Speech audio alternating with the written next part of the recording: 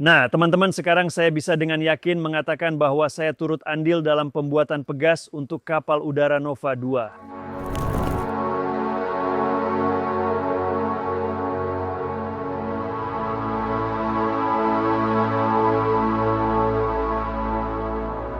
Halo semua, Anda kembali bersama proyek New Generation Airships. Kami terus memperbarui informasi untuk Anda, dan hari ini kami datang ke perusahaan Polymax, kontraktor yang kami pilih untuk memproduksi bagian pegas bagi kapal udara Nova 2 kami. Di belakang saya, kita dapat melihat tahap pertama pembuatan cetakan. Cetakan ini dibuat dari MDF. Secara strukturnya mirip dengan kertas atau karton yang dipadatkan. Saat ini sedang berlangsung tahap pertama, proses pemfraisan dan pembuatan dua bagian. Setelah itu, kedua bagian tersebut akan disambungkan menggunakan lem epoksi. Setelah mengering, akan dilakukan pengerjaan kasar. Kemudian seluruh komponen ini akan diresapi sepenuhnya dengan resin epoksi untuk meningkatkan kekuatan. Omong-omong, untuk lebih jelasnya, saya ingin memperlihatkan tampilan benda kerja yang belum diproses. Ini adalah material MDF. Seperti yang Anda lihat, strukturnya memiliki serat-serat tertentu. Bahan ini belum diresapi dengan resin epoksi. Inilah tampilan komponen yang telah melalui proses peresapan dan penghalusan secara menyeluruh, sehingga sudah memiliki karakteristik kekakuan dan kekuatan yang diperlukan untuk cetakan. Dari cetakan inilah berbagai komponen berguna dapat dibuat, dan dalam kasus kami, komponen tersebut adalah pegas. Perusahaan ini memproduksi bilah, baling-baling, dan banyak produk lainnya yang terbuat dari bahan komposit. Baik teman-teman, kita kini beralih ke tahap berikutnya dalam proses pembuatan pegas kita. Inilah tampilan blok master yang sudah jadi, yang baru saja kita potong di depan Anda menggunakan mesin frais. Blok ini sudah sepenuhnya siap untuk digunakan. Matriks tempat pegas justru akan dipanggang pun sudah terbentuk di atasnya. Selain itu, blok silikon ini juga sudah siap. Inilah yang akan dibalut dengan material komposit. Material komposit tersebut pun sudah dipotong sesuai ukuran yang dibutuhkan. Hari ini kami akan memberikan tur yang lebih mendalam di sini agar Anda mendapatkan pemahaman yang lebih jelas tentang bagaimana semua ini tersusun, bagaimana semuanya bekerja, dan bagaimana prosedur pembuatan pegas ini berlangsung. Jadi akan sangat menarik, jangan kemana-mana. Apakah 2000 Tours 50 itu untuk pegas yang utuh atau hanya setengahnya? Setengah. Jadi panjang penuhnya akan 4.300 mm. Ya, 4.300. Ini separuh. Ditambah lagi akan dipasang bracket di sini sehingga totalnya menjadi 4.500. Dari sumbu roda ke sumbu roda. Saya benar kan, pegas ini melintang, bukan memanjang pada diri gibel? Melintang, ya benar. Melintang dengan lekukan ya. Lekukannya kecil, ya, kemiringannya adalah 3 derajat. Awalnya kami ingin membuatnya lurus, tetapi setelah dihitung ternyata saat diparkir, pegas akan sedikit melengkung sehingga roda-roda akan aus sangat cepat. Karena itulah kami terpaksa membuatnya melengkung. Oh begitu, supaya tetap ada kesejajaran ya. Ya, ya. Apakah tidak akan ada masalah karena ia mendarat secara paralel? Berarti bebannya tidak datang dari atas seperti seharusnya, melainkan sedikit dari sudut. Maksudnya jika ia sedang mendarat. Tidak, untuk itu tidak akan ada masalah. Kecepatan pendaratan kapal udara tidak terlalu besar. Betul. Saat pendaratan normal, jika secara vertikal sebagaimana mestinya, jika dilakukan sesuai instruksi, ya, maka bebannya tidak akan terlalu besar. Beban yang lebih besar sebenarnya terjadi saat parkir, karena saat berputar mengikuti arah angin, ia bisa menyimpang cukup jauh dan beban itu perlu diredam. Jika hanya ada satu roda saja, ia akan terus-menerus oleng dan berusaha mematahkan serta mencabut roda tersebut. Pertama-tama kami membuat master model. Kami melapisinya dengan lilin lalu memoles. Ini dilakukan untuk melepas cetakan agar cetakan bisa terlepas dengan baik dari master model. Semua prosedur itu selesai, lalu kita mendapatkan cetakan seperti ini. Inilah cetakan kita, hasilnya sangat indah dan bagus sekali. Ini sudah merupakan cetakan komposit kita. Prosedurnya sama persis seperti sebelumnya. Kita oleskan lilin di sini, oleskan lapisan pemisah, biarkan mengering selama 15-20 menit. Kemudian dipoles. Ternyata cetakannya pun dibuat dari bahan komposit. Tentu saja terbuat dari kain. Semuanya persis sama seperti itu. Cetakan tahan berapa kali? Kalau dibuat dengan baik bisa sampai 15-20 kali pemakaian. Semua tergantung pada kualitas pembuatan cetakan itu sendiri. Jika cetakan dibuat dengan sangat baik dan dirawat dengan benar, yang terpenting adalah memastikan tidak ada lengketan, karena jika pelilinan pada cetakan kurang merata di suatu bagian, saat cetakan dilepas bisa muncul retakan di sana-sini. Maka cetakan harus diperbaiki. Jika terus-menerus diperbaiki seperti itu, jumlah pelepasan akan lebih sedikit.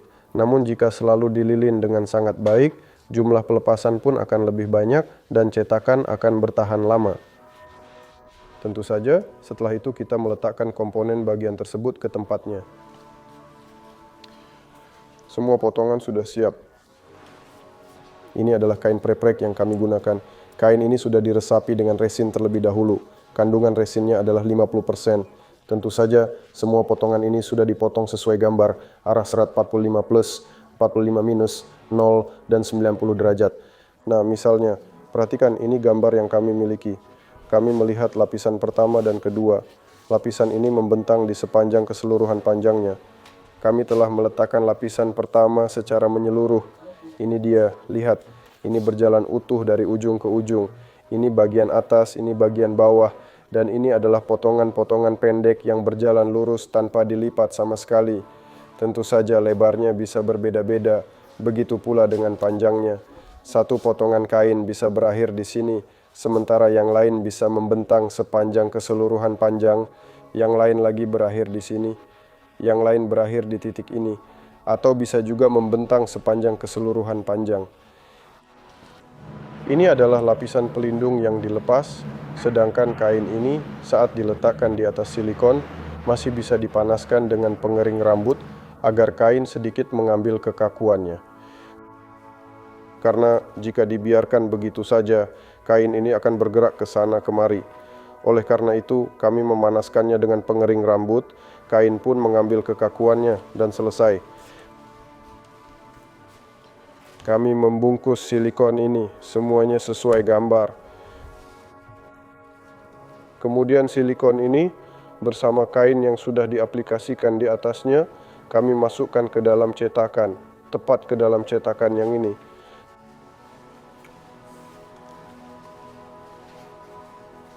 Kami memasukkannya ke sini, menutupnya, mengencangkan semuanya dengan baut, lalu membawanya masuk ke dalam oven. Di sini ada oven kami, disinilah komponen-komponen dipanggang. Komponen bisa dibuat dengan metode laminasi kontak maupun infusi. Kami membongkar cetakan keesokan harinya. Setelah dingin, cetakan dibongkar, silikon ini kami keluarkan. Silikon dikeluarkan. Kami memeriksa semua cacat yang ada pada produk agar tidak ada yang tersisa, kemudian diamplas hingga rata, dan selesai, bagian tersebut sudah siap digunakan.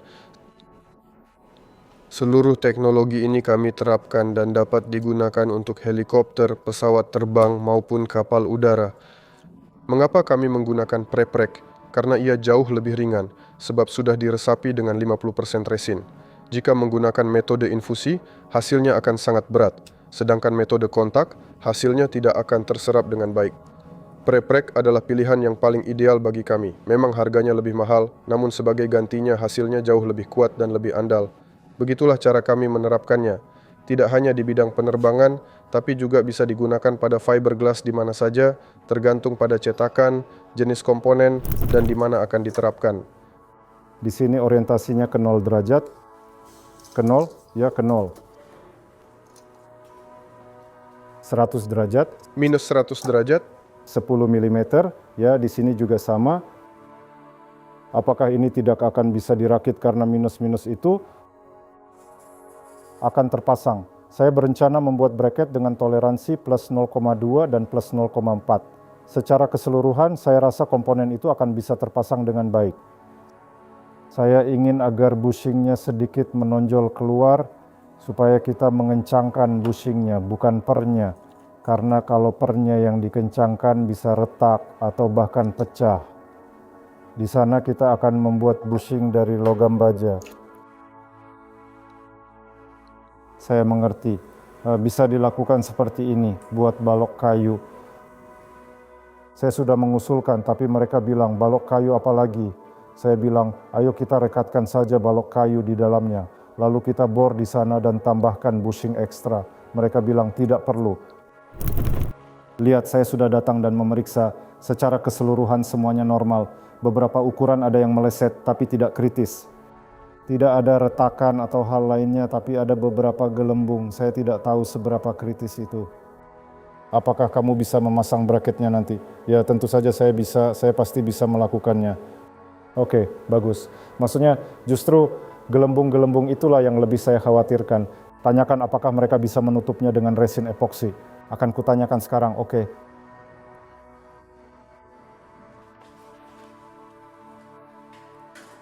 Pegas daun hasilnya bagus. Secara keseluruhan indikatornya sudah memenuhi syarat.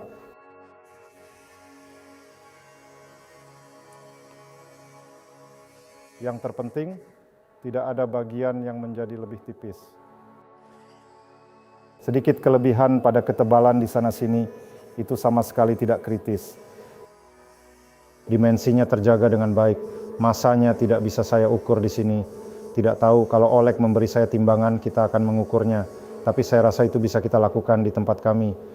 Dan lagi, masa yang saya tulis itu perkiraan saja. Jadi bisa saja tidak cocok sepenuhnya, sehingga itu pun tidak kritis. Kekuatannya, dan apakah perhitungan kita benar, seberapa besar ia akan melengkung nantinya. Karena ia harus menyerap sebagian beban melalui lendutannya pada saat terjadi pendaratan keras, namun pada saat yang sama tetap tidak mengalami deformasi permanen. Maksudnya tetap berada dalam batas deformasi elastis, tidak retak dan tidak patah. Memang untuk keperluan itulah ia dibutuhkan.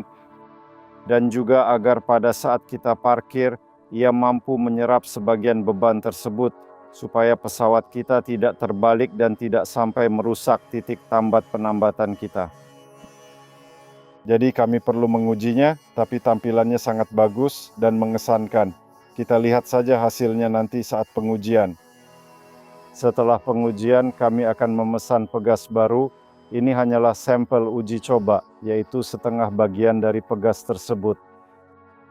Begitu pegas ini lulus pengujian dan semuanya memuaskan, kami akan membuat pegas untuk Nova 2. Dalam hal ini untuk Nova 2E.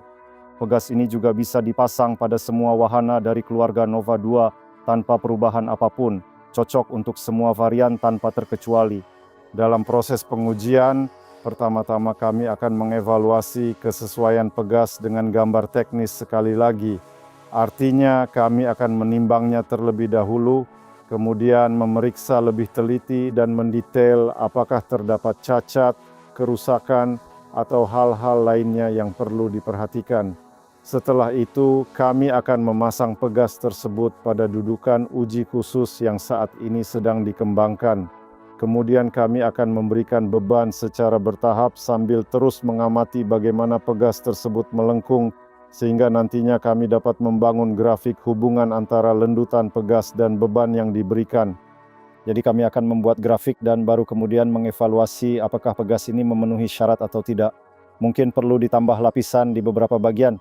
Kami juga akan membebaninya hingga mengalami kerusakan untuk melihat apakah ia mampu menahan beban yang kami butuhkan.